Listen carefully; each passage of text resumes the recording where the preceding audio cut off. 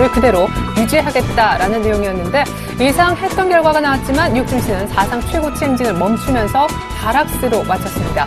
왜일까요? 하락의 원인 중 하나는 조기 테이퍼링 시행 가능성이 높아졌기 때문인데요. 그 얘기인즉슨 올해 안에 양적 완화 축소가 시행될 수 있다는 분위기가 이번 연준 성명서 발표 이후에 불거졌다는 것입니다. 내년 3월까지는 유동성이 지속될 수 있으리라 믿었던 우리 시장에는 다소 부정적인 해석이 등장했다고도 볼 수 있겠는데 생각해보면 외국인들이 전일 44거래일 연속 최장기간 사주긴 했지만 전일을 포함해 앞서 4거래일 연속 장 막판 매수세를 유입시켰다는 점을 감안해 볼 때 장 막판이라도 사주는 게 더드냐 싶긴 하지만 왜 장중에는 매수 강도를 높이지 않고 마지막에만 살까라는 생각도 해볼 필요가 있어 보입니다. 자, 코스피가 상당히 중요한 기로점에서 FOMC 회의 결과를 받아들였는데요. 어떻게 반응할지 궁금합니다. 뉴욕과 같이 함께 커플링되면서 약간 조정을 보일까요? 전에 삼성전자가 의미심장한 주가 150만 원을 회복한 것도 상당히 좀 주목할 만한 부분이었는데 오늘 주가 흐름이 어떨지도 같이 짚어볼 필요가 있을 것 같습니다. 출발 증시 와이드 2부 시작합니다.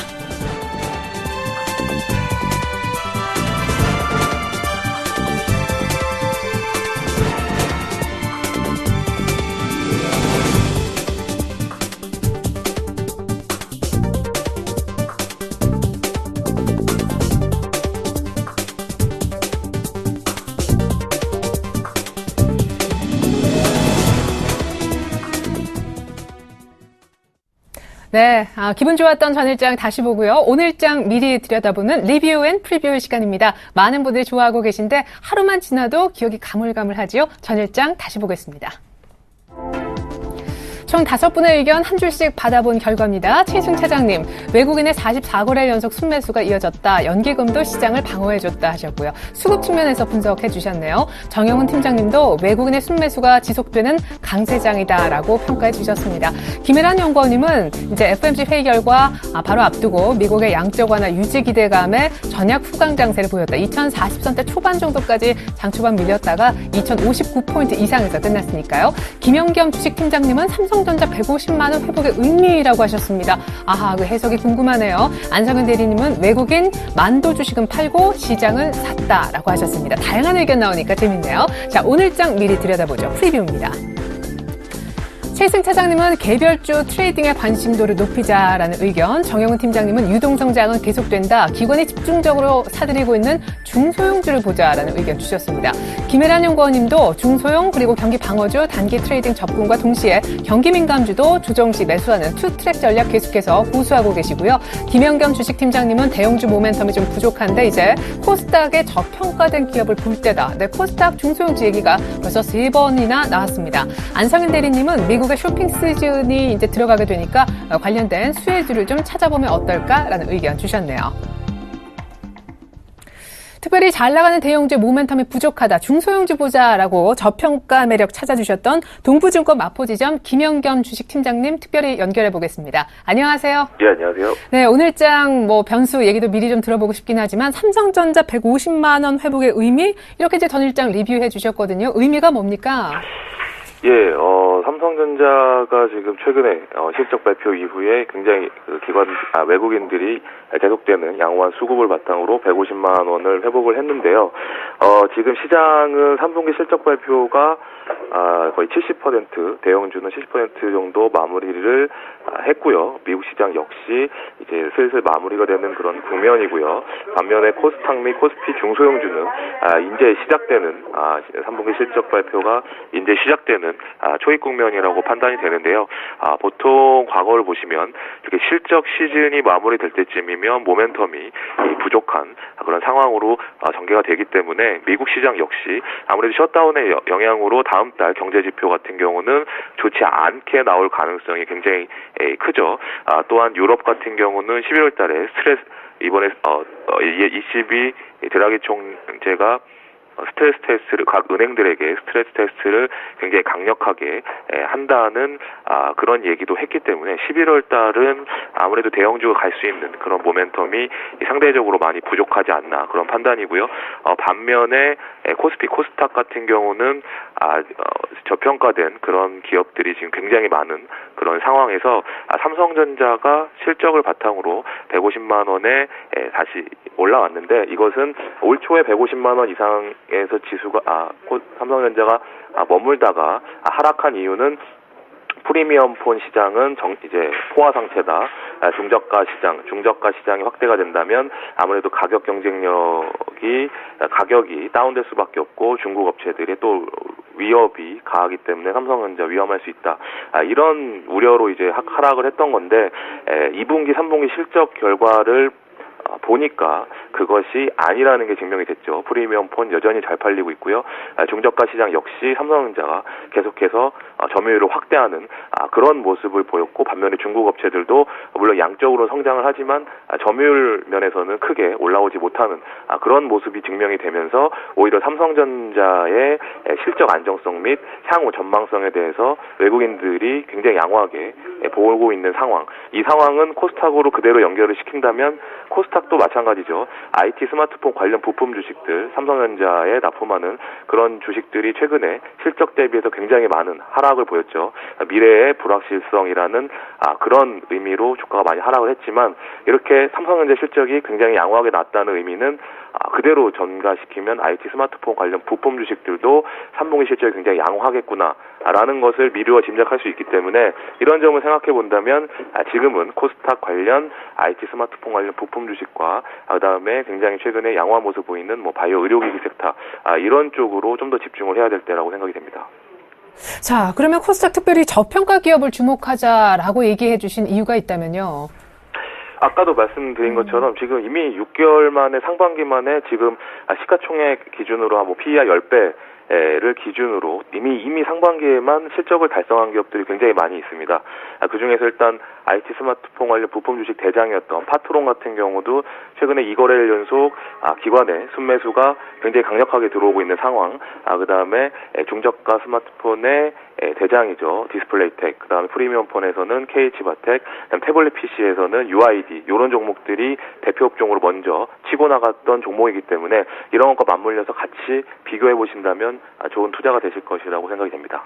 네, 아주 짧은 시간이었지만 알토란 같은 내용만을 정말 추려서 얘기 잘 들었습니다.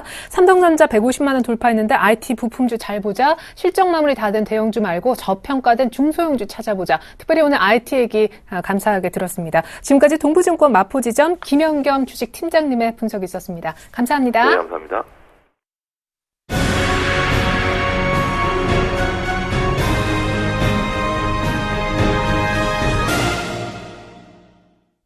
넘버원에게 듣는다 시간입니다. 10월 끝자락인데요. 한맥투자증권 이재광 상무님 연결되어 있습니다. 안녕하세요. 네, 안녕하십니까. 네, 양적 완화 유지 결정이 FMC 회의 통해서 나왔는데도 뉴욕 증시가 하락했습니다. 사상 최고치 달려서 좀 피로감도 쌓였던 것 같은데, 이번 성명서 내용을 놓고 조기 테이퍼링 가능성도 부각되고 있습니다. 일단 FMC 회의 어떻게 보셨나요? 네, 자, 결국 FOMC 회의 결과가 발표가 됐죠. 그래서 발표되기 전에는 뉴욕 증시에서 상승을 하면서 계속해서 신고가 사상 최고치 행진을 벌이다가 발표되기 1시간 전부터 다소 조정이 조금 시작이 되더라고요. 그리고 발표 딱 되니까 하락폭이 조금 더 깊어지면서 하락 마감하는 그런 모습을 보였습니다. 역시 증시 결과는 루머에 사서 뉴스에 팔아라 하는 격언이 미국 증시에서도 그대로 적용되는 모습이 아닌가 이렇게 생각이 됩니다. 그래서 결론적으로 FOMC 회의 결과는 긍정적으로 나타난 이후 뉴욕 증시가 하락을 했는데, 이것은 단순히 신고가 행진에 따른 그런 눌림목의 과정이 아닌가 이렇게 판단이 됩니다. 자, 그렇다면 FOMC 회의 결과가 어떻게 귀결이 되고 나왔는지 그걸 제가 한 5가지로 간단하게 한번 요약했거든요. 한번 먼저 그걸 살펴드리도록 하죠. FOMC가 결국 이틀간에 걸쳐서 완료가 됐는데 성명서가 발표가 됐죠. 첫 번째 가장 중요한 것은 양적 완화 그대로 유지하겠다는 결정을 내렸다는 겁니다. FOMC 위원 10명 중에서 9명이 찬성 의사를 보냈고요. 1명만 반대 의사를 표명하면서 압도적인 창성으로 완화가 유지가 결정되는. 그럼 양적 완화 유지가 어떻게 결정돼? 그 세부적인 내용은 첫째죠. 매월 850억 달러를 투자하면서 양적 완화 규모를 유지하고 있는데 그것을 그대로 유지하겠다는 거죠. 그리고 MBS 모기지 담보증권을 계속해서 매입하겠다 하는 거고요. 그리고 기준금리를 0%에서 0.25% 계속해서 동결해 나가겠다 이거죠. 어디까지? 경기 회복이 가시적인 데이터로 나타나기 전까지는.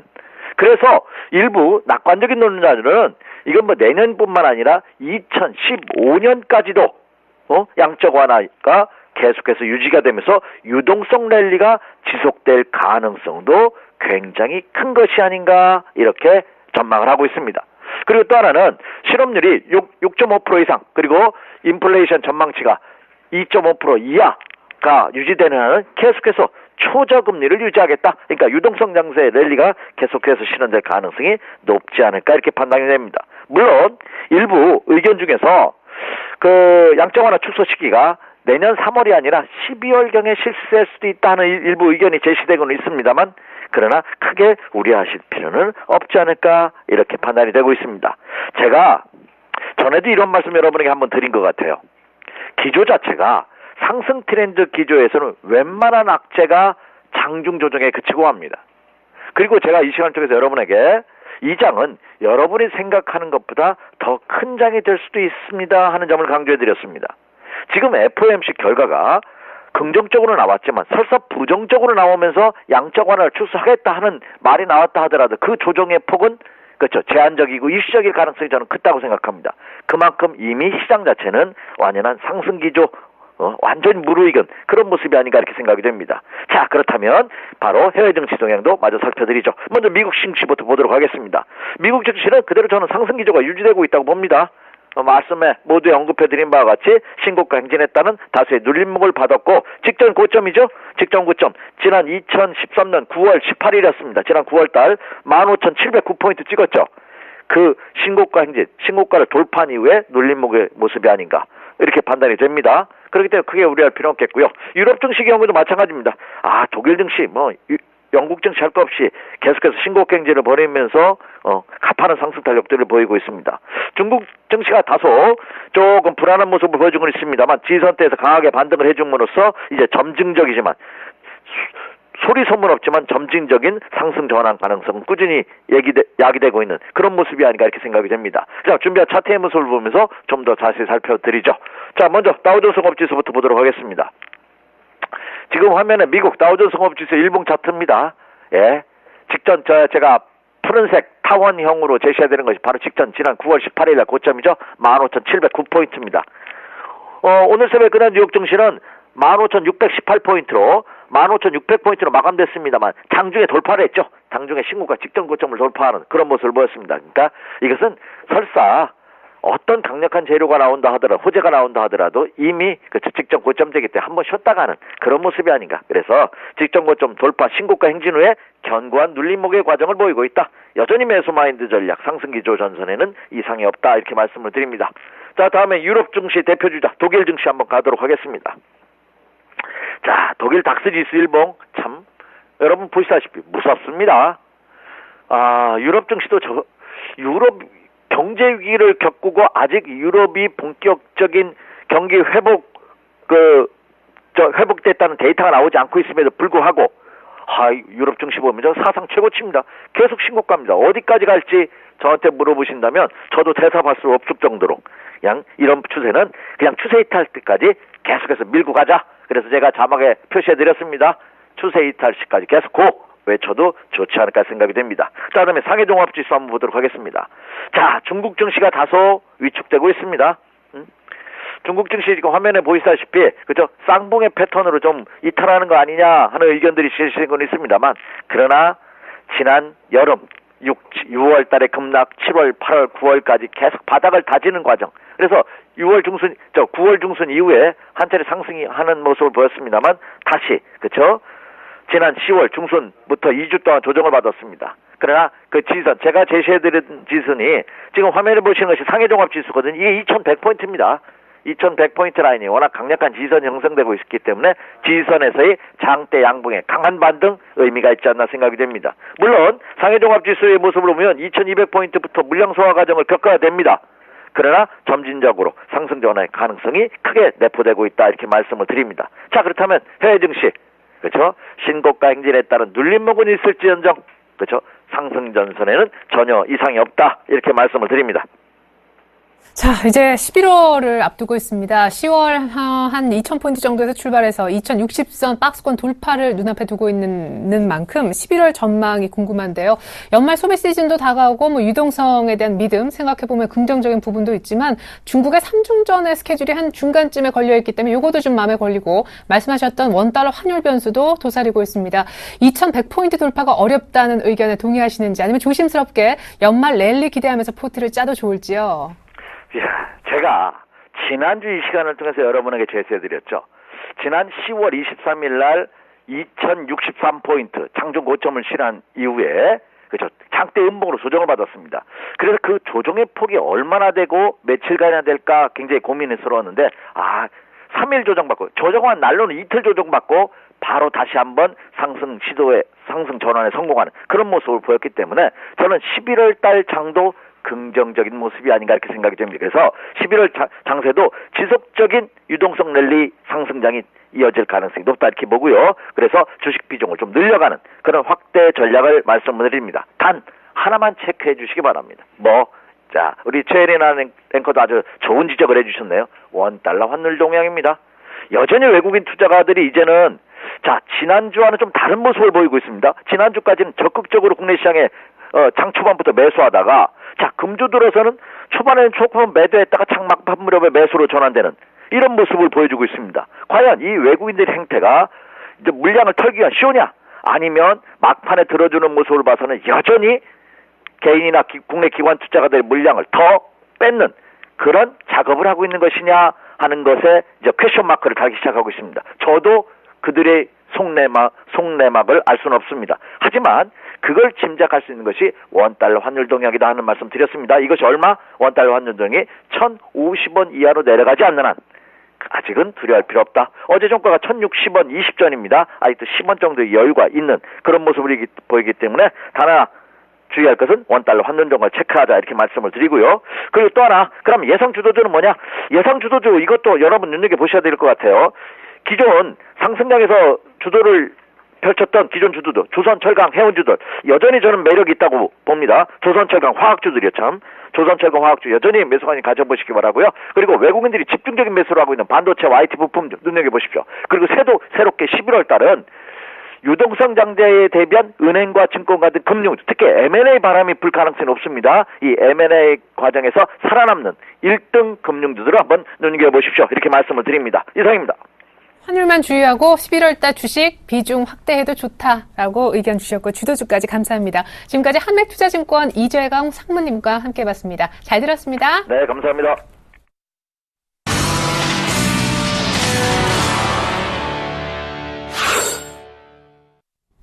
열려라 수급 터져라 거래량 시간입니다. 개장 5분 전 전일 수급 특징주를 면밀하게 분석해보는 그런 시간입니다. 샘플러스 이상현 전문위원 연결해볼까요? 안녕하세요.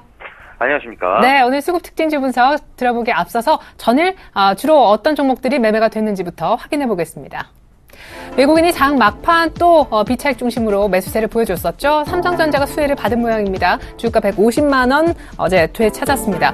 SKT 어제 좀 조정을 보였습니다만 그래도 외국인들의 매수는 두 번째로 많이 들어갔고요. 하이닉스도 하루 만에 곧바로 3% 가까운 반등을 보였는데 외국인의 매수가 주요했습니다. 삼성전자만 산 게 아니라 본주의 우선주도 동반해서 매수하는 흐름, 호텔신라까지 계속 매집을 이어나가고 있습니다. 기관은요, 어제 거래소에 첫 상장하면서 외국인의 매물이 상당히 많이 흘러나온 현대로테 물량을 그대로 받아줬고요. 어제 상한가로 맞췄었고요. 레버리지 그 다음 순으로 샀고 모비스를 계속해서 담아가는 모습입니다. KB금융도 21선 깨지 않은 상태에서 기관이 들어올렸습니다. 포스코도 5번째로 많은 매수세가 들어갔네요. 자, 전일 코스닥 수급 특징주입니다. 외국인의 KG이니시스 사랑이 벌써 7일째 이어지고 있어요. 전일만 5% 넘게 급등했고요. 외국인이 두 번째 줄 같이 보시겠어요. 루멘스를 샀다면 같은 LED 섹터에서 기관은 서울반도체를 매수하는 흐름 보여줬습니다. CGN이 전일 8%가량 급등했는데 외국인들이 쓸어 담았습니다. 외국인들이 거래소에선 현대위아를 그리고 코스닥에선 성우하이텍 담아가고 있는 것 알고 계시죠? 원익 IPS도 신고가 부근에서 어제 또 한 번 급등시켰고요. 기관은 그 밖에 파트론을 좀 연속적으로 끌어올리는 주요 주체가 되고 있습니다. 동성 파인텍도 기관이 전일 외국인의 시즌처럼 쓸어 담았던 그런 종목이 되겠고 인프라웨어도 어제 두 자릿수로 급등했는데 기관이 바닥권에서 7거래일째 모아가는 종목입니다. 네, 이상현 전문위원님 특별히 어떤 종목들 눈에 들어오십니까? 네, 특징주 중에서 투자자분들이 관심 깊게 보셔야 할 종목 3가지, 루멘스, 현대로템, KG, 이니시스를 살펴보겠습니다. 첫 번째 종목은 루멘스입니다. 루멘스는 LED 소자와 LED 소자를 이용한 모듈 제품 그리고 조명 등을 제조 및 판매하고 있는 자동차의 또 내외장 조명, 모바일 폰과 LCD TV 노트북용 LED 등 LED를 이용한 모든 광원 분야 사업을 영위하고 있습니다. 산업통상자원부가 29일과 30일이죠. 전북 익산 원광대 숭산기념관에서 신성장 동력산업 포럼을 가졌습니다.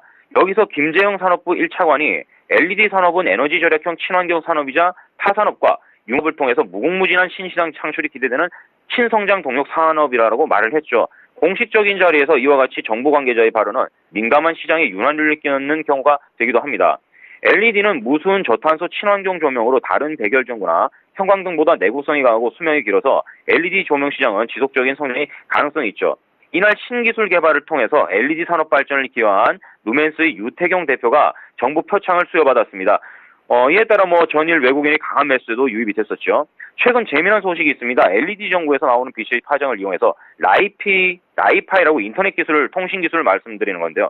기존 광대역 통신망보다 약 250배 빠른 전송 속도를 구현했다는 소식입니다. 라이파이는 2011년 영국 에든버르대 헤럴드 하스 교수가 처음 제안한 기술인데요. 와이파이를 대체할 수 있는 미래의 통신 기술로 주목받고 있었죠. 라이파이 기술이 LED 조명을 통해서 통신 기능이 가능하게 된다면 설비 부분에서 LED 소모량이 급증할 것이고, 이러한 기대감이 시장에 불러오고 있습니다. 또한 LED 사용량이 증가함에 따라 생산량의 증가가 필요시엔 LED 제조 장비 부분에도 시장의 관심은 집중될 것으로 여겨지고요. 라이파이가 상용화될 경우 시장에 큰 움직임이 있을 것으로 여겨집니다. 루멘스와 같은 LED 관련주들을 투자자분들이 꾸준히 관찰을 해야겠죠. 루멘스의 주가는 올해 5월 고점을 기준으로 9월 중순까지 조정이 이루어진 것으로 보여집니다. 고점 물량의 해소가 저점 매수의 유입을 불러일으키며 9월 이후 추세 전환의 모습이 보여집니다. 저점에서의 2차 상승 구간으로 보여지는 9,400원 부근에서 눌림목 매수 접근이 가능하고 목표가는 1,400원까지 보실 수 있겠습니다.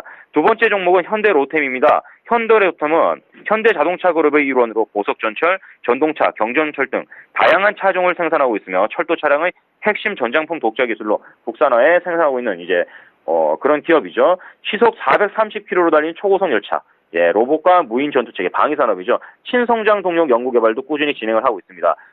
현대로템에서 가장 중요한 부분, 철도 차량의 성장성인데, 문화 수준의 발달과 관리를 요구하는 시대 상황상 철도 건설은 꾸준히 증가할 것으로 여겨집니다.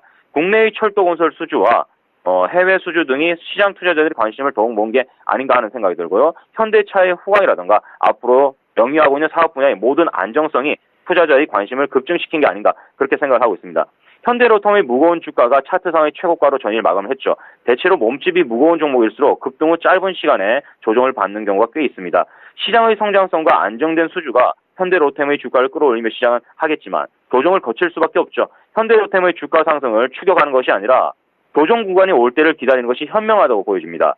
시간이 소요되더라도 36,000원 부근까지 조정을 기다리셨다가 매수 관점 보시고요. 목표가는 4만원 부근까지 단기폭 기다릴 수 있겠습니다. 세 번째 종목은 KG니시스입니다. 지난번에도 언급했던 종목이죠. 매수가를 좀 수정하겠습니다. KG니시스 단기 급등입니다. 25,500원 부근에서 매수 관점 보시고요. 목표가 23,000원 부근까지 보실 수 있겠습니다. 어제 상장 첫날 상한가 갔는데 36,000원까지 반드시 기다렸다가 샀으면 하고 가격대 감사히 들었습니다. 지금까지 샘플러스 이상현 전문위원님 수급 특징주 체크포인트 분석하시느라 정말 수고 많으셨습니다. 감사합니다. 감사합니다.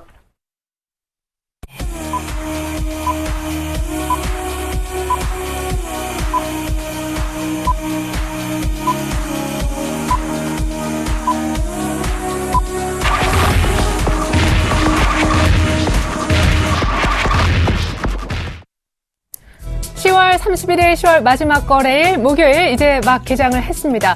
FOMC 회의 결과는 아시는 대로 양적 완화 그대로 유지 결정이 나왔죠. 그렇지만 많이 올랐던 뉴욕 증시는 일단 팔고 보자 하는 착실한 매물들이 많이 나오면서 하락세로 끝나고 말았습니다. 무엇보다 테이퍼링 시기가 언제가 될지 모른다는 불확실성이 이번에 힌트가 전혀 안 나오면서 조금 부각되는 그런 모습인데요. 뉴욕 증시는 조정을 받았는데 우리 증시 어떤 모습일지 궁금합니다. 10월 마지막 거래를 맞기 직전 2060선 코앞에 뒀었는데요. 10월 마지막 피날레가 멋지게 장식될 수 있을까요? FMC 회의 결과를 어떻게 해석할지가 상당히 중요해 보이는 아침입니다. 개장 분위기 스튜디오에서 직접 한번 들어보겠습니다. 오늘 직접 함께 해주실 전문가는요. 샘플러스 정동욱 멘토님이 되겠습니다. 안녕하세요. 네, 안녕하세요. 네, 어제 쌍끌이 매수, 양시장 분위기 상당히 좋았는데 오늘 역시 하락하면서 둘 다 시작하네요. 역시나 뉴욕 증시가 양적완화 유지를 한다고 발표를 했지만 모두가 예상했던 결과이기 때문에 차익 매물에 소폭 하락 전환하면서 국내 증시도 오늘 영향을 조금은 받고 있다 이렇게 말씀을 드릴 수가 있을 것 같습니다. 현재 삼성전자를 비롯해서 현대 기아차, 기아차만이 강보합권에 머무르고 있고 대부분의 시가총액 상위주들이 지금은 약보합권 내지 조금 하락세를 유지하고 있다 이렇게 말씀을 드릴 수가 있을 것 같습니다. 두 번째는 이제 코스닥 시장으로 가야 될 텐데 시가총액 1위 기업인 셀트리온이 지금 바닥권에서 지속적으로 횡보 구간에 있는데 아직까지 뚜렷한 분식회계나 서정진 회장의 주가 조작 의혹 혐의 이 부분에 대해서 뚜렷하게 결과가 나온 부분이 없기 때문에 횡보를 하고 있지만 만약에 이 의혹들이 우려감들이 해소가 된다면 셀트리온 같은 경우는 크게 상승을 할 수 있겠고 또 반대로 만약에 주가 조작 혐의가 확실하다 아니면 분식회계가 확실하다 이러한 뉴스들이 나온다면 이제 셀트리온은 급격하게 하락할 가능성이 있기 때문에 셀트리온은 당분간 이러한 이슈들이 발생하지 않는다면 추가적인 상승과 하락보다는 지속적인 횡보 구간에 머무를 것으로 전망이 되고 있습니다. 오늘 코스닥 시장에서 특징적인 건 역시 포스코 ICT 같습니다. 포스코 ICT가 지금 유중 발표로 인해서 시가총액 10%에 해당하는 1,000억 원대의 유중을 발표를 했는데 그에 따라서 이제 주주가치 희석 우려감으로 지금 10%대의 하락을 보이고 있습니다. 역시나 단기 악재임에는 분명합니다. 그렇기 때문에 추가적인 매수나 아니면 추격 하락에 의한 저점 매수 이거는 조금 아직까지는 무리가 있는 것으로 판단되고 주가가 조금 안정화 뒤에 좀 매수하는 그런 전략이 좀 필요하지 않을까 이렇게 말씀드리겠습니다. 네, 코스닥은 537포인트에서 아주 소폭 하락하면서 개장했는데 코스피는 2050선 위협하면서 개장을 했습니다. 뉴욕과 동일하게 하락으로 개장하는 양시장. 일본 니케이도 마찬가지네요. 전일 1% 넘게 뜨면서 반등 좀 줬었는데요. 오늘 0.2% 정도 조정을 역시 받습니다. 니케이가 14,474포인트 에서 개장을 했습니다. 참고로 오늘 일본은요 BOJ 정책회의가 잡혀 있으니까 성장률을 어떻게 또 얼마나 상향 조정하는지가 관건이라고 합니다. 같이 BOJ 회의 결과도 챙기셔야 되는 그런 날이네요. 자, 궁금합니다. FMC 회의 결과 양쪽 하나 유지로 나왔는데 서울 외환시장 어떻게 개장하고 있을까요? 오늘은 IBK 투자증권에 가서 듣겠습니다. 윤영교 연구원님 안녕하세요. 네, 안녕하십니까? 네, 연준의 성명서 내용으로 비춰봐서 조기 테이퍼링 우려가 다시 좀 불거진 것 같습니다. 달러화는 오히려 반등을 좀 보였는데 원달러 환율은 하락해서 개장하네요. 네, 간밤 글로벌 외환시장에서 달러화는 미국 10월 민부분 신규 고용자 수 증가가 예상치를 밑도는 결과를 보였음에도 불구하고 FOMC 정례회의 직후 양적 축소 가능성이 제기되면서 빠르게 강세로 전환했습니다. 미국 ADP사에서 발표한 바에 따르면 10월 민간 부문 고용자 수는 전월치와 컨센서스를 각각 하회한 13만 명 증가에 그치면서 시작 일각에서는 미국 고용시장 둔화에 대한 우려가 제기되고 있는 상황입니다. 하지만 우리 시각으로 새벽 3시에 있었던 10월 FOMC에서 연준은 경제와 고용시장에 대한 다소 긍정적인 진단을 내놓았습니다. 이에 따라 자산 매입 축소 시작 시점이 조금은 앞당겨질 수 있다는 가능성이 힘을 얻으면서 달러화는 주요 통화에 대해 강세를 보였는데요. 달러당 98원 안팎에서 거래되던 엔달러 환율은 FOMC 직후 0.5엔가량 상승해 98.5엔 안팎에서 달러 유로 환율은 0.06달러 하락한 유로당 1.372달러 부근에서 거래가 이루어지고 있습니다. 최근 서울 외환시장에서 원달러 환율은 펀더멘털적 요인과 수급적 요인이 충돌하면서 좁은 박스권 흐름을 이어가고 있습니다.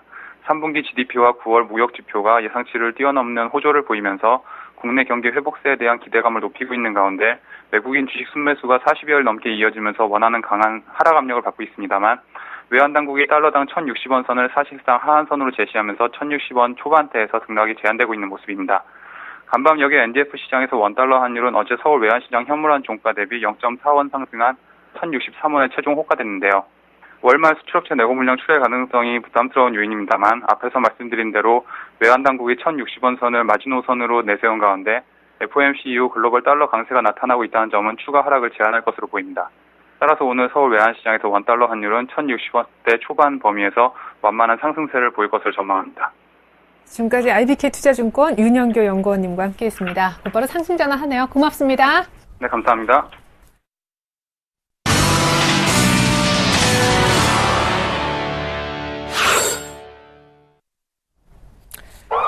네, 오늘의 돌발 종목 역시 한 3종목 정도 언급을 해야겠습니다. 첫 번째 돌발 종목은요, 포스코 ICT입니다. 전일 장 마감 이후에 이미 대규모 유증을 공시했는데 오늘 급락합니다. 마이너스 10%대에서 개파락하면서 지금 출발하고 있습니다.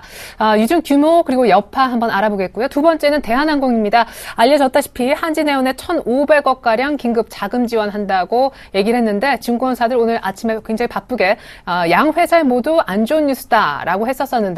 일단 한진해운은 기대를 언덕을 찾아서인지 플러스권에서 출발합니다만 대한항공은 마이너스 역시 6.7%대 크게 개파락으로 개장을 했습니다. 세 번째 종목은 역시 앞서서 또 분석이 좀 나왔었는데요. 현대 로템입니다. 상장 첫날, 그것도 거래소 상장 첫날 상한가로 마쳤던 종목 오늘까지 추가 상승세를 보이고 있습니다. 조정받으면 사야 된다는 얘기가 앞서 있었는데 살려면 어느 정도 가격대가 오면 적정할까요? 이상 세 가지 돌발 종목 분석을 멀리 명동 가서 듣고자 합니다. 동양증권 명동 W프레스티지센터 정윤성 PB님 안녕하세요. 예, 안녕하십니까? 네, 포스코 ICT 유증 소식부터 전해주시죠. 예, 오늘 아침 그 유증 소식과 함께 지금 10% 넘게 지금 빠지고 있습니다. 상당히 유증이 발표가 되면 보통은 많이 빠지지만 오늘 그 하락폭이 상당히 큰 것 같습니다. 포스코 ICT 지금 어제 장 종료 후에 1,130억 원 규모의 유상증자를 결정하면서 지금 상당히 그 단기적으로 주가 하락은 좀 불가피해 보입니다. 우선 주주 우선 공모 방식으로요. 신주 1,500만 주를 유상증자할 계획이고요. 신주 발행 예정가액은 7,530원입니다. 현재 주가가 8,230원보다 상당히 낮은 수준이죠. 그렇기 때문에 우선 단기적으로는 주가가 8,200원 선에서 우선 좀 갇혀 있지만 단기간 내에 뭐 반등을 하거나 그러기는 좀 쉽지 않을 전망입니다. 우선은 이런 유상증자를 하면 가장 먼저 판단해야 될 지표가 이 유상증자를 해서 받는 돈으로 어디에 사용할까가 가장 중요한데요. 그 자금으로 시설 투자에 556억 원, 또 차입금 상환 394억 원, 그 다음에 포스코 LED 지분 투자 150억, 운영에 142억 정도 사용할 예정입니다. 이 유상증자가 지금 산술적 주당 순이익 EPS라고 하는데 이게 희석 요인이 한 10% 정도 됩니다. 그렇기 때문에 우선은 그 오늘 하락폭이 한 그 정도 빠진 것으로 지금 보이고요. 그 다음에 유상증자라는 거는 우선은 장기적인 악재보다는 단기적인 악재이기 때문에 우선은 가장 본업인 그 비철강 부분의 성장성이 가장 중요하다라고 볼 수가 있고요. 이 유상증자 쌓이는 그 쓰는 자금들이 얼마나 포스코 ICT의 주가에 이렇게 반등 요인을 작용할지가 좀 중요해 보입니다. 그래서 차트에서도 우선 보면 오늘 개파락을 했죠. 거의 지금 10.78% 정도 빠지고 있는 수준이고요. 이것을 어제 뭐 갖고 계신 분들, 그 전에 갖고 계신 분들은 상당히 좀 당황스러우실 텐데요. 우선 단기적으로 하락폭은 지금 반영이 돼 있기 때문에 여기서는 우선 좀 상대적으로 그 차트라든지 아니면 단기적인 수급 영향 보시면서 좀 대응을 하셔야 될 필요성이 좀 있어 보입니다. 두 번째는 오늘 오늘 악재, 돌발 악재가 상당히 많고요. 대한항공 입장에서는 악재고요. 한진해운 입장에서 어떻게 보면 좀 약간 호재라고 볼 수가 있을 텐데요. 대한항공이 한진해운에 이제 자금을 이제 지원해 주기로 했습니다. 우선은 그 규모는요. 지금 우선 한진해운 대한항공이 한진해운 홀딩스에 자금을 대여를 해주고요. 한진해운 홀딩스가 다시 한진해운에 자금을 대여해주는 방식입니다. 1,500억 원 규모고요. 대한항공이 지금 1년 동안에 자금 대여를 해주는 단가로 5.4%의 이자는 받고요. 그 다음에 한진해운 홀딩스가 보유한 한진해운 주식 15.34% 담보를 잡게 됩니다. 지금 우선은 이런 부분이 어떻게 해서 이루어졌냐? 이제 8월 달에 지주사 체제로 전환한 이후에는 이제 지주사는 이제 증손회사의 지분을 이제 100% 보유해야 된다는 그 지주사법에 의거해서요. 대한항공이 유동성 위기에 봉착한 한진해운 그룹을 계열 분리해낼 가능성이 높아진 것으로 판단을 하고 있는 상황입니다. 그렇기 때문에 우선은 오늘 아침에 주가를 보면요. 한진해운 같은 경우는 아침에 살짝 올랐었죠. 시초가에는 플러스 3.88%까지 했다가 지금은 보합 수준입니다. 시장에서 어떻게 반응하냐면 한진해운이 우선 1,500억 원의 그런 규모를 받기 때문에 우선 단기적으로 유동성 문제라든지 그런 부분이 해결이 되지 않을까 그렇게 생각을 했지만 1,500억 규모는 아직까지는 좀 미미하다라고 좀 보고 있는 것 같습니다. 한진해운이 2분기 말에 현금이 약 5천억 원에 지금 갖고 있는 게 불과하기 때문에 1,500억 원 지금 그런 자금 지원은 사실상 시장에서 그렇게 효과는 미미할 거다라는 그런 좀 부정적인 인식이 있는 것 같습니다. 대한항공 같은 경우는 시초가 때 상당히 많이 빠졌죠. 지금 마이너스 7%인데요. 아무래도 자금을 이제 지원한다고 하니까 한진해운과 대한항공이 같은 이제 지주사이기 때문에 어느 정도 영향이 있다. 그런 부분이 악영향을 좀 미치는 것 같습니다. 그렇기 때문에 이 부분도 단기적인 악재인 걸로 판단이 되고요. 대한항공, 한진해운 모두 좀 보유를 하신 분들이라면 대한항공 같은 경우는 우선은 어느 정도 1,500억 원 로 마무리가 된다고 하면 이 정도 수준에서 하락폭은 마무리가 되겠지만 앞으로도 이런 부분에 계열사에 대한 지원이 있다고 하면 시장에서 상당히 부정적인 인식은 빨리 벗어나진 않을 것 같습니다. 한진해운도 마찬가지입니다. 지금 보유하신 분들, 단기적으로 매매하신 분들은 물론 수익이 나셨겠지만 이걸 장기적으로 보유하신 분들 같은 경우는 상당히 하락폭이 큽니다. 그렇기 때문에 이런 부분은 해운업종 같은 경우는 전 세계에서 1, 2, 3위는 지금 현재 자금을 돈을 벌고 있는 상황이지만 국내 업체들 같은 경우 상당히 그러지 못하고 있는 상황이기 때문에 이런 세계 탑 3 업체에서 한진해운의 그런 해운업체까지 탑 5까지 이런 그 실적 호조가 넘어오냐 안 넘어오냐가 더욱더 중요해 보일 것 같습니다. 세 번째는 현대 로템을 말씀드리겠습니다. 어제 상당히 핫한 아이템이었죠. 어제 상한가 기록한 이후에 오늘도 3.8% 상당히 이 상승세가 큰 부분을 볼 수가 있을 것 같습니다. 어제도 상당한 그 상승세가 기관이 거의 290만 주 매수를 하면서 이렇게 상한가를 기록했는데요. 이런 부분이 오늘도 지금 수급적 상당히 좀 좋아 보이고 있는 모습입니다. 그래서 철도 차량 신주 부분이 2011년도 6,640억 원에서 2012년도 2조 5,400억 원까지 크게 증가를 하고 있고요. 이런 부분은 지금도 철도 차량 수주 잔고가 5조 1,100억 원에 달하기 때문에 이런 부분은 상당히 시장에서 좋게 보고 있는 부분인 것 같습니다. 앞으로도 지금 현대 로템 같은 경우는 단기적인 수급이 굉장히 중요해 보이고요. 이런 그러니까 일봉이 어제 오늘 보고 있는데 이런 부분이 앞으로도 그 지지선, 어제의 그 상한선이었던 어제 상한가로 마무리됐던 38,750원 정도가 받쳐준다고 한다 그러면 앞으로도 상승세는 상당히 좀 지속되지 않을까 그렇게 생각을 하고 있습니다. 예, 그래요. 37,500원 정도가 유지가 되면 앞으로 또 계속 오를 수 있지 않을까. 그러면 37,500원 정도 조정을 기다렸다가 매수하면 좋을까요? 예, 우선은 어제 종가 수준까지 안 올 가능성도 있습니다. 왜냐하면 이제 보통 신규 상장을 하면 이런 상승세가 유지를 되면 지속적으로 유지가 되거나 아니면 빠졌을 때도 이런 하락폭이 상당 기간 유지되는 경우가 있는데요. 그랬을 경우 자신의 목표한 그 가격이 안 온다고 한다면 굳이 이 종목 말고도 다른 종목들도 여러 개 있기 때문에 이것은 어떻게 보면 HTS 상에서 어떤 그 현대로템 가격을 정해놓으면 이제 신호가 뜨게끔 또 할 수가 있기 때문에 그런 쪽으로 보시면 여러 종목 중에 한 종목으로 좀 접근하시면 좋을 것 같습니다. 네. 자, 이상 돌발 종목 3종목 현대로템, 대한항공 그리고 포스코 ICT까지 살펴봤습니다. 오늘 시장이 이미 2050선을 하회한 가운데 조선주 빅3, 현대중공업, 삼성중공업, 그리고 대우조선해양이 모두 2%대 나란히 조정을 받고 있습니다.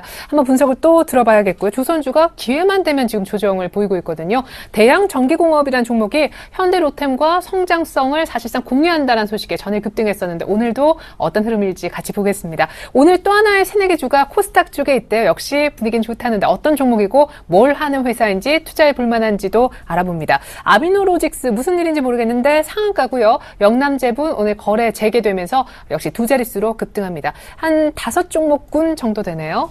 네, 그렇습니다. 먼저 조선주 얘기를 먼저 해드려야 될 것 같습니다. 정말 좋게 보고 계신데. 예, 그렇습니다. 그렇지만 제가 조선주를 얘기할 때 이제는 현대 미포조선이 가장 좋다 이렇게 말씀을 드렸었는데. 네, 그리고 길게 보자. 예, 그렇습니다. 또 운이 좋게 현대 미포조선만 지금 1.7%, 1.4%대의 상승률을 보이고 있는 반면에 현대중공업, 삼성중공업, 대우조선해양까지 1, 2%대 하락세를 보이고 있습니다.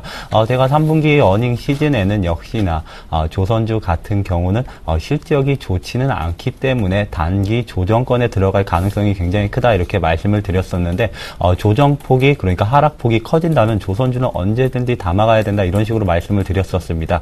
그 이유 중에 하나가 조선주 같은 경우는 현대중공업, 대우조선해양, 현대미포조선까지 이런 조선주 같은 경우는 PER로 밸류를 측정을 하지 않습니다.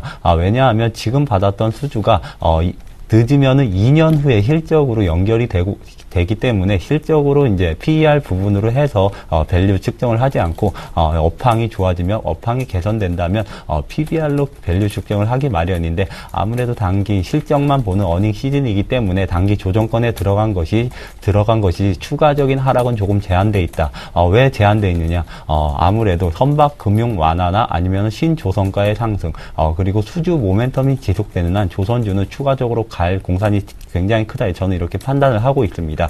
그렇기 때문에 현대미포조선을 제가 가장 강력하게 외치기도 했었는데 제가 판단하기로는 이제 현대미포조선 같은 경우가 상선 시장에서 가장 뚜렷하게 두각을 나타내는 기업이다 이렇게 말씀을 드릴 수가 있는데 중국이나 유럽 경기가 회복되면 역시나 상선 시장 회복이 가장 빠릅니다. 그런데 연비적인 측면에서 봤을 때 다른 경쟁사보다 연비가 가장 좋은 것으로 지금 나오고 있기 때문에 현대미포조선을 최선호주로 해서 역시나 뭐 중공업이나 삼성중공업, 현대중공업 이런 조선주를 조정시 좀 급락했을 때는 분할 매수로 담아가자 이러한 전략을 조금은 계속적으로 유지해야 되지 않나 저는 이렇게 말씀을 드리도록 하겠습니다. 네, 여전히 현대미포조선을 가장 좋게 보시고. 예, 그렇습니다. 네. 이제 바로 다음 종목으로 넘어가자면 이제 대양전기공업입니다. 대양전기공업 오늘도 뭐 3.8%의 상승률을 보이고 있는데 전일장에도 현대로템이 상한가에 가면서 오늘도 조금 상승세로 출발을 했다 이렇게 말씀을 드릴 수가 있을 것 같습니다. 그런데 대양전기공업 회사만 보면 나쁜 회사는 아니고 저도 굉장히 좋아하는 회사지만 이렇게까지 오를 이유가 있을까 저는 이렇게 말씀을 드리고 싶습니다. 현대로템 같은 경우야 신규 상장을 했기 때문에 이제 시장 참여자들 그러니까 투자자분들이 굉장히 많이 알면서 이제 밸류에이션 재평가라든지 아니면 시장에 신규 상장을 했기 때문에 그런 기대감으로 상승률을 기록하는 건 뭐 당연하다 저는 이렇게 말씀을 드리고 싶지만 그렇다고 해서 현대로템 회사 자체가 굉장히 좋아지는 건 아닙니다. 향후를 봤을 때 회사가 좋아지는 건 맞지만 대양전기공업이 단기 뭐 현대로템이 상장했기 때문에 굉장히 실적이 좋아진다. 이러한 부분 전혀 없기 때문에 그냥 현대로템 효과로 단기간의 이슈로 오른 것이기 때문에 오히려 오늘 같은 날 단기 트레이딩 하시는 분들은 전일장에 매수를 하셨다면 오히려 차익 실현하는 기회가 되지 않을까 저는 이렇게 말씀을 드리겠고 그 다음 종목은 이제 영남제분을 말씀드리도록 하겠습니다. 영남제분이 오늘 거래가 재개됐습니다. 예전에 뭐 청부살인 뭐 이러한 뭐 사모님 리스크라고 나오는 그런 기사를 많이 접해 보셨을 텐데 사실상 그에 따라서 뭐 회사가 상장 폐지돼야 된다. 그러한 규칙이라고 표현해야 되나요? 그런 규정은 없습니다. 그렇기 때문에 영남제분이 다시 거래 재개가 되는 거는 당연하다 이렇게 말씀을 드릴 수가 있을 것 같은데 영남제분이 뭐 나쁜 회사가 아닙니다. 굉장히 좋은 회사지만 역시나 아직까지 뭐 상반기 실적을 봤을 땐 크게 뚜렷하게 개선되는 부분은 없습니다. 그에 따라서 오늘 뭐 거래 재개 그런 이슈에 따라서 10%대의 강세를 보이기도 했지만 역시나 영남제분을 보유하신 분들은 이제는 경기 민감주로 거래가 풀렸기 때문에 경기 민감주, 뭐 조선화학, 철강 그리고 삼성전자를 비롯한 IT까지 이런 종목으로 좀 크로스해보는 전략이 필요하지 않을까 이렇게 정리를 해드리도록 하겠습니다. 그리고 이제 바로 다음으로 넘어갈게 오늘 상장한 뭐 내추럴 엔도텍 기업에 대해서 좀 설명을 드려야 될 텐데 기업 소개를 간략하게 해드리면 여성 호르몬제를 생산하는 그런 기업이다 이렇게 말씀을 드릴 수가 있을 것 같습니다. 제가 항상 누누이 말씀을 드렸지만 신규 상장주는 수급가, 의무 확약가 그리고 공모가가 얼마인가가 굉장히 중요하다 이런 식으로 말씀을 드렸었는데 내추럴 엔도텍 공모가가 4만 원이었습니다. 그러니까 지금 상장을 8만 원에 했기 때문에 최대로 100%가 상장한 최대 가격에 상장을 했다 이렇게 말씀을 드릴 수가 있을 것 같습니다.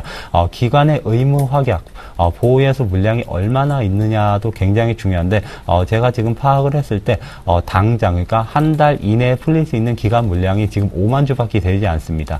기관이나 기관 투자자나 외국인 투자자 같은 경우는 역시나 가격이 수익률이 많이 오르면은 차익 실현을 하기 마련인데 그러한 차익 실현 욕구가 필요한지 물량이 5만 주밖에 되지 않는다 이렇게 따지면 역시나 오늘 강하게 상승할 공산이 굉장히 크다 이렇게 말씀을 드리고 싶습니다. 그렇지만 역시나 이제 한 달 뒤에 기간의 물량 보유예수 물량이 풀리는 한 달 뒤에는 30만 주 이상이 대기 물량으로 조금 있기 때문에 공모가 대비 100% 이상의 상장한 내추럴 엔도텍 역시나 현 시점에선 조금 보수적으로 접근을 해야 되지 않겠느냐. 만약에 접근을 한다면 현 시점에서 접근을 해서 오늘 상장 첫날이니까 만약에 5%나 10%대에 다시 급반등을 보인다. 그렇게 따지면 단기 트레이딩 관점으로 차익 실현을 해보자 이렇게 설명을 해드리겠고 이제 마지막 종목인 이제 아미노로직스에 대해서 좀 말씀을 드려야 될 것 같습니다. 뭐 결핵 치료제 이 부분에 대해서 오늘 기사가 나오면서 상한가를 기록을 했는데 최근에 IT와 가장 강한 게 바이오주입니다. 뭐 메디톡스, 시젠 등 해서 이렇게 바이오주가 굉장히 강한데 오늘 또한 아미노로직스 시가총액 1,000억 원이 안 되는 좀 중소형 회사다 이렇게 말씀을 드릴 수가 있을 것 같습니다. 그렇지만 아미노로직스 아직까지 실적이 대부분 적자를 기록하고 있는 회사다 이렇게 말씀을 드릴 수가 있기 때문에 역시나 기대감만으로는 상한가를 가기에는 좀 무리가 있지 않느냐. 뭐 세력이 없다고까지 말씀을 드릴 수는 없을 것 같습니다. 그렇기 때문에 아미노로직스 추격 매수는 자제해보자 이렇게 간략하게 정리해 드리도록 하겠습니다. 네. 무엇보다 오늘 새내기준 내추럴 엔도텍 그리고 대양전기공업은 한번 매수를 좀 하셨다면 트레이딩 관점에서 슬슬 매도 잡아도 오늘 좋겠다라고 의견도 주셨습니다. 자, 간밤에 페이스북에 물론 시간 외에 장 마감 후 뉴욕 증시 끝나고 깜짝 실적을 발표하긴 했는데 한번 급등했다가 임원 발언 나오고 나서 급등세가 좀 줄었다고는 하는데 네이버 그래도 한번 같이 동반 상승 기대해봤었거든요. 오늘 좀 조용해서 아쉽습니다. 왜 오늘 연동되지 않는지 이유 알아보겠고요. 삼성 SDI가 어제는 전기차 대중화 발언 나오면서 굉장히 많이 올랐었는데 오늘 고스란히 상승폭을 돌립니다. 오늘 하락 원인도 좀 분석이 필요할 것 같습니다. 어제 루멘스, 서울반도체 뭐 상당히 좋았어요. 사파이어 테크놀로지까지 전체적인 LED 쪽 분위기가 좋았는데 오늘 추가 상승을 하고 있습니다. 루멘스는 7%였는데 오늘 또 4% 뜨고 있습니다. 서울반도체도 완전 추세 돌리고 있고요. 시젠도 어제만 8% 급등했는데 오늘 또 2% 상승분을 더하고 있습니다. 자, 네이버부터 시젠까지 분석을 역시 명동 가서 들어보겠습니다. 정윤성 PB님. 예. 우선 어제 그 페이스북이 이제 3분기 일회성 경비를 제외하고 조정 이제 주당 순이익이 이제 25센트를 기록했었습니다. 그래서 월가 예측치인 19센트보다 한참 윗돌았다고 볼 수가 있죠. 매출액도 20억 2천만 달러를 기록했고요. 지난해 같은 기간에 12억 6천만 달러는 이제 물론 시장 예측치인 19억 1천만 달러보다도 이제 상회를 했습니다.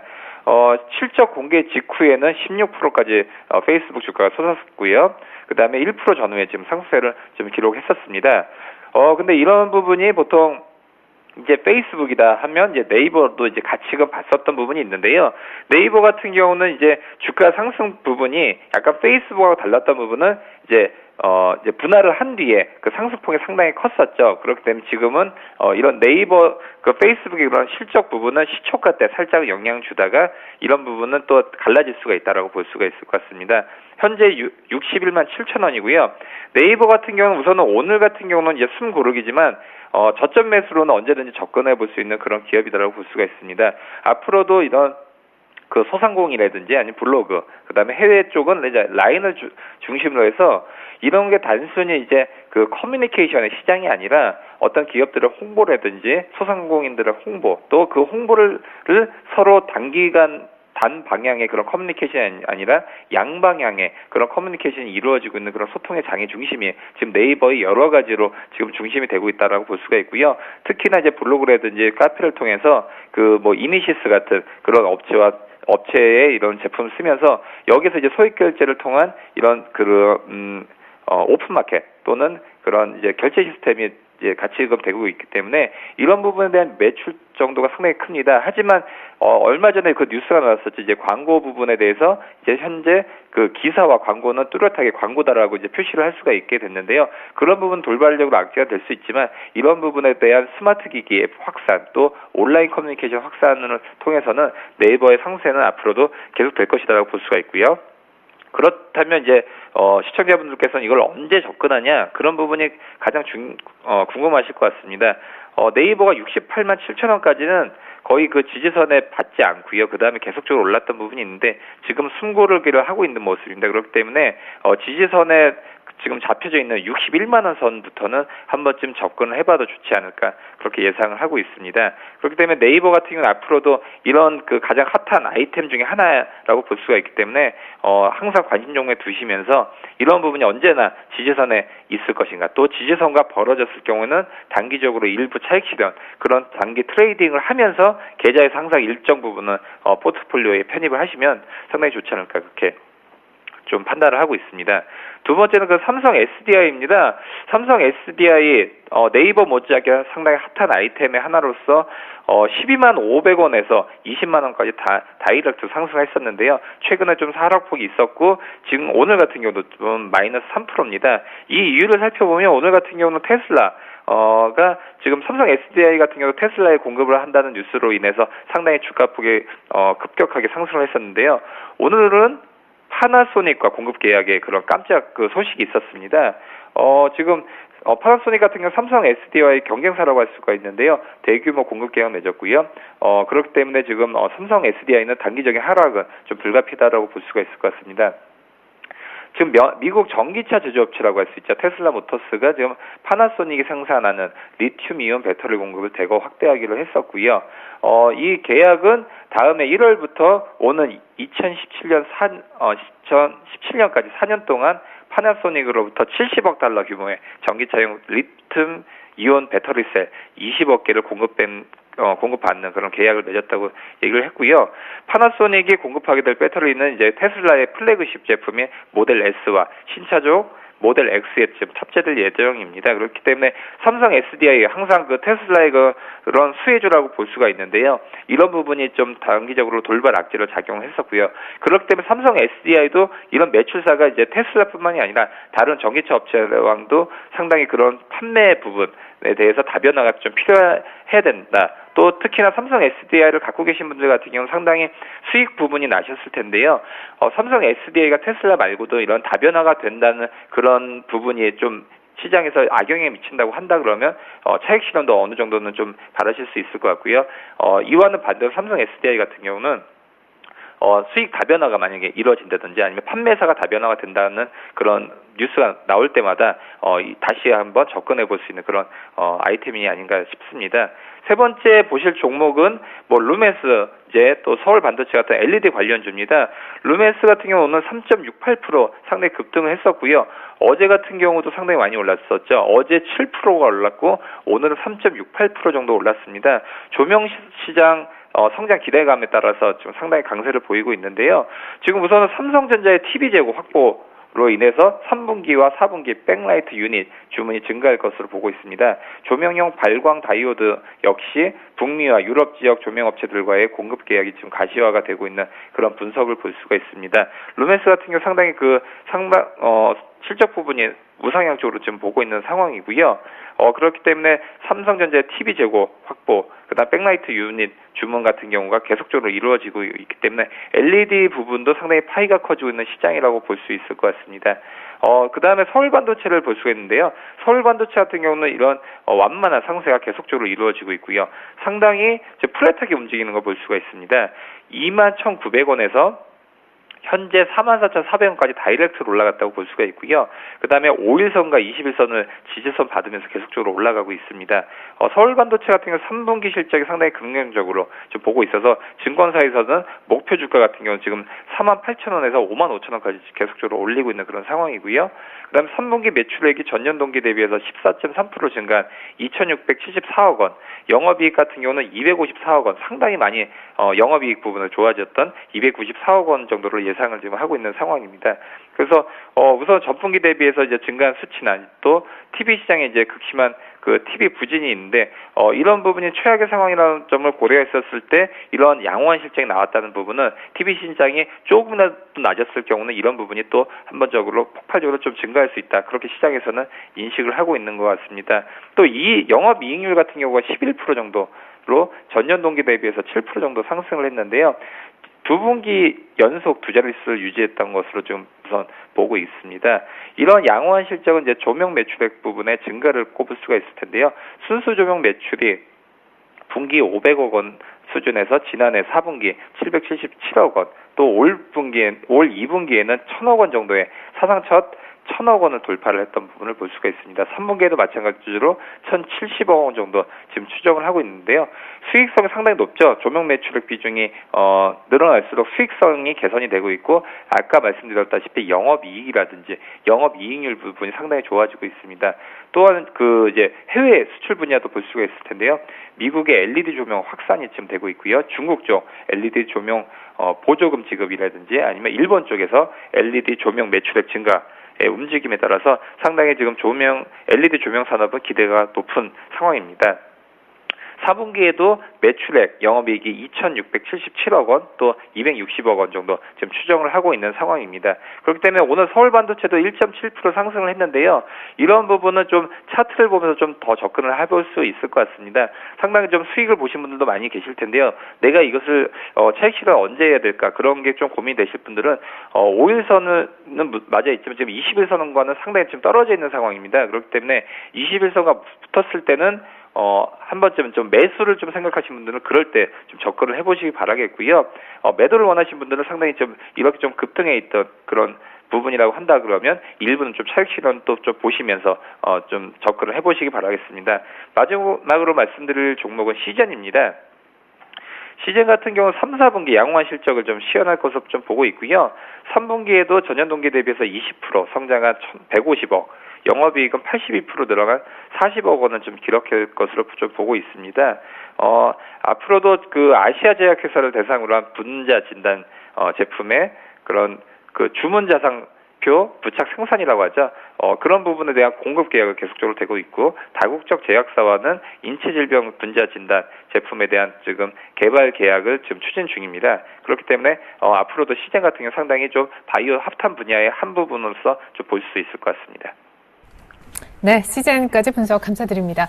자, 기아차가 121선까지 쳐졌어요. 10월 들어 저점을 자꾸 낮추더니만 어느덧 여기까지 왔습니다. 하지만 외국인들은 현대기아차 이런 것들 별로 안 사도 현대위아, 또 코스닥에선 성우 하이텍 이런 종목들 계속 매집해 나가고 있고, 안 그래도 이제 부품주들 주가 보면 신고가 흐름이거든요. 이 밖에도 전일 많이 올랐었던 코스닥 몇몇 종목들 한 4종목 정도 더 오늘 흐름까지 연장선상에서 파악을 좀 해볼 필요 있겠습니다. 자동차, 왜 이렇게 큰 종목들하고 특히 부품주하고 희비가 이렇게나 엇갈리나요? 예, 그렇습니다. 전일장 좀 특이했다 저는 이렇게 말씀을 드리고 싶은데, 네. 평화전공 한일유와 SL까지 전일장 좀 급등세를 시현한 반면에 현대기아차, 현대모비스까지는 조금 약세를 보였다 저는 이렇게 말씀을 드릴 수가 있을 것 같습니다. 일단 자동차 업종 먼저 좀 말을 해야 될 것 같은데, 제가 하반기에 주도 섹터는 한 6월쯤에는 전체 하군단이 될 것이다 이렇게 말씀을 드리면서 한 달 지난 다음에는 이제 IT와 조선업종을 보자 이렇게 말씀드리면서 자동차를 좀 뺐었습니다. 그 이유 중에 하나가 8월 달에 현대기아차가 큰 역성장을 기록을 했는데 9월 달에도 역시나 가장 큰 글로벌 자동차 완성차 업체 대비 가장 큰 역성장을 했습니다. 그리고 미국에서 조사한 소비자 신뢰도에서도 역시나 일본 도요타나 렉서스 같은 브랜드가 상위권 1, 2, 3위권 내에 랭크돼 있고 현대기아차는 10위권 밖으로 밀려나는 그런 초라한 결과가 나오기도 했었는데 현대기아차 추가적으로 상승하기에는 PER 밴드 상단 부분이다 이렇게 말씀을 드리고 싶습니다.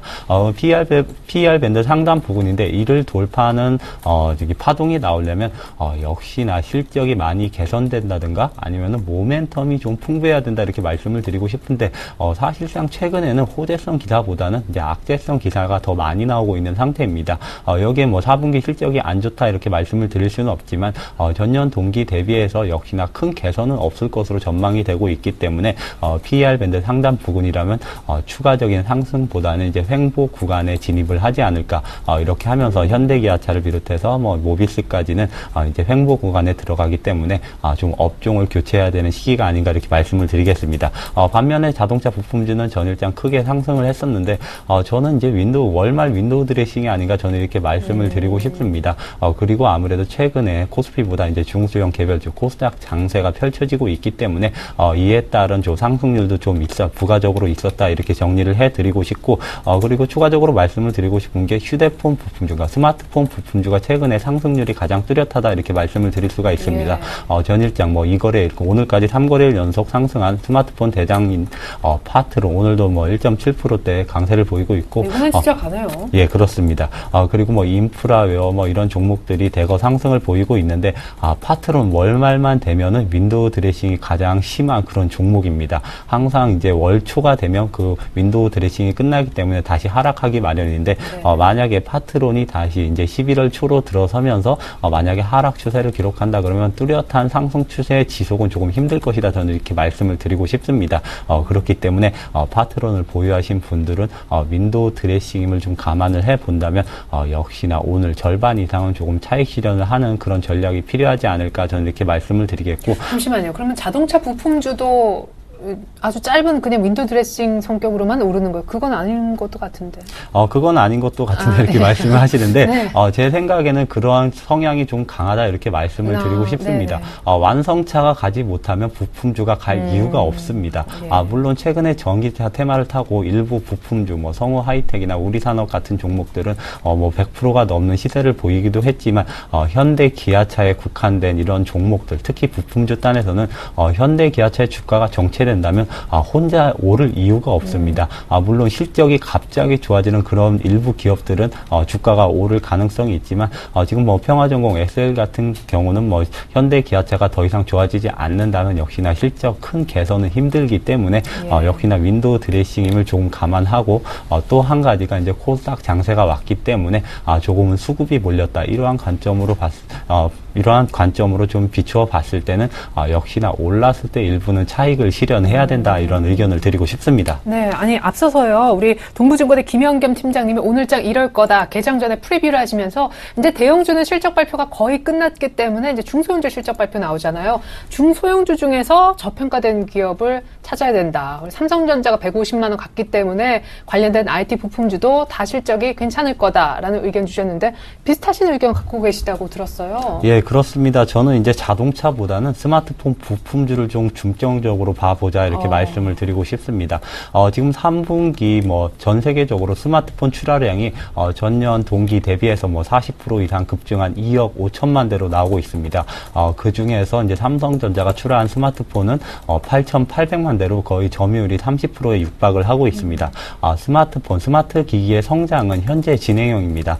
그리고 프리미엄 고가품 스마트폰 성장도 지속되고 있다 이런 말들이 나오면서 예전에 뭐 외국계 증권사에서 나온 그런 우려감은 대부분 해소되어 가는 단계다 이렇게 따지면 역시나 3분기 어닝 실적에는 실적이 좋은 업종군은 역시나 스마트폰 부품과 자동차 부품주입니다.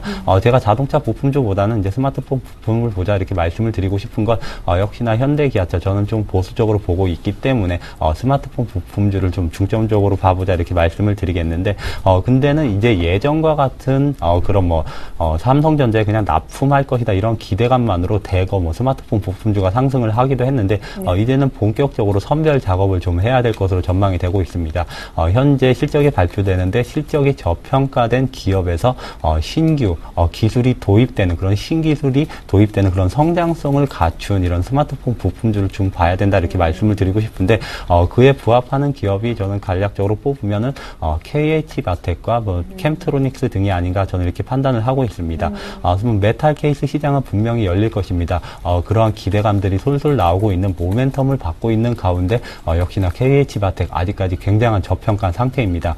제가 단순하게 봤을 때도 올해 실적 대비해서 PER이 지금 8배가 되지 않고 있기 때문에 저평가 상태에서 지금 모멘텀까지 갖췄다 이렇게 말씀을 드릴 수가 있을 것 같고 캠트로닉스 또한 마찬가지입니다. 현재 발표되는 TG 사업부 성장성에 따른 실적에 따른 저평가 구간입니다. 그리고 내년에는 TG 사업부 캐파 증설 효과가 온기로 반영되기 때문에 저평가는 더욱 극심해질 것이다 이렇게 말씀을 드릴 수가 있을 것 같은데 본격적으로 뭐 삼성전자, 삼성전기에서 내년에는 스마트폰 무선 충전기를 상용화할 계획이다 이렇게 발표를 하면서 거대한 수십조에 달하는 무선 충전 시장이 본격적으로 본격적으로 개화된다면 이러한 관련주인 모멘텀을 타고 오를 수 있는 기업은 저평가 기업은 뭐 캠트로닉스 정도가 되지 않을까 이렇게 정리를 해드리고 싶습니다. 네, 자동차 부품보다는 스마트폰 부품주 쪽 좋다라고 하셨고 저평가와 성장성 갖춘 종목 약간 더 슬림화가 필요한데 딱 두 종목 KH바텍, 캠트로닉스라고 또 콕 집어주셔서 잘 들었습니다. 정윤성 PB님 명동에서 도와주고 계신데요. 끝으로 간략하게 조언 한 말씀 들어보겠습니다. 예, 우선은 대형주들 같은 경우는 상당히 그 순환매의 그런 시장이다라고 말씀드릴 수 있겠습니다. 뭐 통신, 그다음에 뭐 증권, 은행, 뭐 IT, 자동차 모두 그 종목은 다르지만 업종별로 좀 같이가 움직이는 부분을 볼 수가 있고요. 그렇기 때문에 상당히 지금 차트를 보면서 매매를 해야 될 필요성이 있어 보인다라고 말씀드릴 수 있겠습니다. 어느 정도 먹으면 바로 수익 실현하고 나오고 또 빠진 종목들은 또 단기간에 들어가는 거는 아무래도 외국인보다 기관들을 중심으로 한 그런 순환매 장이다라고 볼 수가 있을 것 같고요. 그 중에서 가장 좀 쉬어가면서 좀 접근해 봐야 될 종목들은 통신업종과 은행업종이 아닌가 그렇게 생각을 하고 있고요. 이 두 업종 같은 경우는 이제 잠깐은 좀 쉬어가는 모습이기 때문에 이럴 때는 저 한 번쯤은 좀 접근을 해봐도 좋을 것 같고요. 오늘 같은 경우 조선주들도 상당히 많이 빠지는데요. 이거는 좀 단기 트레이딩 더 짧게 좀 접근해 보시면 어떨까 싶습니다. 네, 순환매 장세 대응하자 통신과 은행주 그리고 조선주에 대한 팁까지 감사합니다. 지금까지 샘플러스 정동 멘토님 그리고 멀리 명동에서 동양증권 정윤성 PB님이 출발 상황 분석, 특징주 분석 도와주셨습니다. 두 분 모두 수고 많으셨습니다. 감사합니다.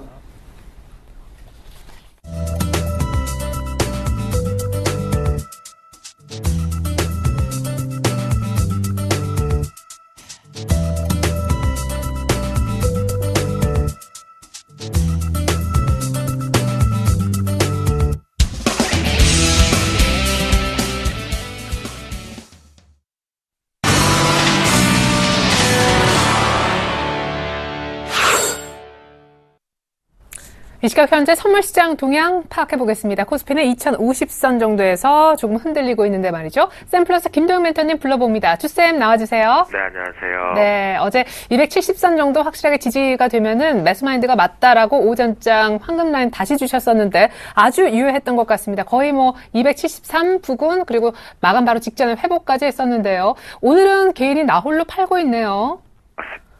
어제 잘 유용하게 팁을 받으셔서 수익을 챙기셨다며 그 어느 때보다 가장 기분 좋지 않을까 싶습니다. 늘 시청자분들이나 저희 가족분들이 수익을 내서 자산이 조금씩 증가될 수 있다라면 그곳에 제 가이드가 조금 도움이 된다라면 가장 열심히 할 수 있는 에너지 돌력이 아닌가 싶습니다.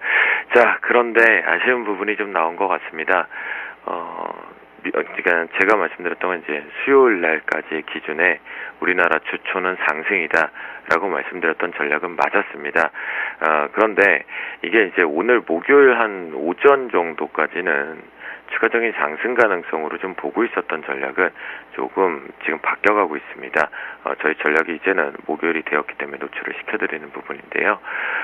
미국적인 측면이겠죠. 그러니까 전체적으로 시장이 상당히 정치적인 이슈 부분에 대한 눈치를 좀 봤다라고 보시는 것이 가장 맞을 것 같겠고요. 현재 기준점에 놓고 본다면 해외발의 동반 하락 부분이 좀 도출이 되었고요. 그에 따른 개인들의 포지션의 변동이 상당히 가장 빠르게 오고 있습니다. 출발과 함께 1,100억대의 매도 우위적인 포지션이 다시 매수 스위칭까지 전환되었다가 다시 매도로 전환되는 포지션이겠고요. 외국인들은 하지만 그 속에서 오늘 출발과 함께 처음부터 지금까지 계속 꾸준하게 매수 위쪽이 들어오고 있는 모습입니다. 또한 기관계 쪽에서는요, 금융투자 창구 쪽에서는 기존의 누적 포지션에 대한 일부 청산성이 좀 출회가 되고 있는 모습이고, 투신 쪽은 전일 매수 드라이브 들어왔던 신규 물량에 대한 일부 청산성도 포착이 되고 있습니다. 결론적으로 말씀을 좀 드리면 선물 시장의 수급 역시 아직까지 위다 아래다 결론 안 내고 옆으로 쉬고 싶다라는 부분이겠고요. 누적 포지션들은 분명히 좀 바뀌어 있기 때문에 그 부분 큰 그림상으로는 체크를 해보셔야 됩니다. 자, 콜옵션 쪽으로 놓고 넘어가면요. 현재 개인들의 포지션 자체만이 매수세가 우위되었고요. 외국인과 기관계. 자, 외국인과 기관계의 매도 포지션 중에 특히나 금융투자 창구 쪽의 매도 포지션은 지금 양 매도 포지션 쪽으로 구축을 시켰기 때문에 나오는 포지션이다라고 보시면 좋겠고요. 풋옵션 쪽이 콜옵션 대비해서 한산하게 거래되는 것은 역시 같은 관점입니다. 시장의 낙폭이 개파락이 생각보다 컸다. 그렇다고 한다면 디스카운트, 즉 할인돼서 저가에 살 수 있는 건 콜옵션이었다. 그렇기 때문에 만기주에 들어와서 예측을 하고 저가를 사서 단기 트레이딩을 하겠다. 이 관점이기 때문에 반대쪽으로 시장이 늘 옵션 시장은 거래량들이 수반되는 건데요. 자, 저는 이렇게 결정드리겠습니다. 혹시라도 지금 콜옵션과 풋옵션, 특히나 콜옵션을 들어가 계신 분이 있다면 들어가지 말아라라고 저는 좀 말씀드리겠습니다. 단기 트레이딩 하시는 분들은 괜찮지만 만약에 추세적인 측면을 가지고 가져가신다면 아직 옵션은 들어가실 자리가 아니다라는 주점의 전략이기 때문에 말씀드리겠고요. 이제 대응 전략적으로 넘어가기 앞서서 이제 프로그램 추이를 한번 보면요. 여러분들과 제가 이제 어제부터 조금 긴장을, 어제 로템 때문인 영향도 있긴 하지만요. 종가상의 유가증권 시장이 다시 한번 매수로 전환 스위칭이 됐습니다. 자, 하지만 차익과 비차익 모두 다 동반해서 매도 압박. 그리고 오늘은 좀 특징적으로 보셔야 될 것은 프로그램의 베이시스의 움직임들이 상당히 둔화되면서 1점대 부근에서 유지되고 있다라는 거. 자, 이걸 해석할 수 없다라면 정말로 파생 공부를 조금 더 많이를 하셔야 된다라고 분명히 말씀을 좀 드리겠고요. 여러분들께서 파생의 꽃은 대응과 눈치의 영역이다라고 분명히 말씀을 좀 드렸고, 그 어떠한 프로의 마인드를 갖고 계시더라도 어찌 보면 대응과 눈치를 하는 자에게 수익은 극대화된다라고 말씀드릴 수 있겠는데요. 자, 그 속에서 우리가 좀 이제 신호등으로 마지막 정리를 해보면요. 어제 이제 끝까지 오후장 선물항에서도 무조건 매수 고다라고 했습니다. 정확하게 신호등에서 올라타기 시작하면서 그 사인을 좀 드린 건데요. 오늘 역시 유지가 되곤 했었지만 현재 기준에서 이제 신호등 로직을 놓고 보면 이 부분이죠. 271.60대 부분에서 매도 저항대가 지금 권력을 나타 매도 포지션이 계속 가동이 되고 있는 것이 맞고요. 그렇다면 저희도 여러분들이 말씀드린 그대로 매도 포지션을 지금 가동시키고 있다라고 말씀을 좀 드리겠고요. 현재 기준점에서 금일장 황금 라인은요 271.50으로 설정을 좀 하겠습니다. 자, 요 자리 부분인데요. 신호등에서 위쪽에 저항대가 있긴 하지만 현재 이 부분보다 앞서서 중요했던 자리를 뚫어내지 못했기 때문에 매도 포지션을 저는 이미 위쪽에서 가동을 시켜서 지금 보고 있다라고 말씀을 좀 드리니까요. 여러분들께서는 오전 오후 쪽에서 이 신호등의 로직이 보이신다라면 이걸 가지고 활용하셔도 충분히 제가 말씀드렸던 한 땀 한 땀 수익을 저는 챙긴다라고 말씀드리도록 하겠습니다. 네, 무엇보다 쉬어갈 가능성도 얘기를 해주셨고 콜옵션 아직까지 추세적으로 매수할 자리 아니다라고 당부의 말씀 자제해달라는 말씀 남겨주셨습니다. 지금까지 샘플러스 김도영 멘토님과 함께 봤습니다. 고맙습니다. 네, 감사합니다. 네, FMC 회의에서 양적 완화 유지 결정 났습니다만 외국인들은 오늘도 장 초반에 역시 차익 실현하는 그런 모습인데요. 언제나 팔듯 하면서 장 막판에 사줬던 외국인이라 오늘 끝까지 외국인 수급은 지켜봐야 되겠습니다. 오늘은 정반대 수급, 기관까지 양 매도하면서 2050 지키기가 버거운데요. 10월 마지막 날이라는 것은 월말에 수출업체 내고 물량이 쏟아진다라는 의미이기도 합니다. 환율도 1060원 지키기가 상당히 버거워 보이고요. 코스닥 그리고 코스피 기관의 수급에 의해서 급격하게 오른 종목, 오늘 월 말이잖아요. 윈도 드레싱 성격으로 오른 것일 수 있으니까 아주 짧게만 트레이딩 전략 구사하시는 게 좋겠습니다. 이상 출발 증시 와이드 2부 마치고요. 저는 이제 다음번 11월 첫 번째 거래일에 다시 오겠습니다. 고맙습니다.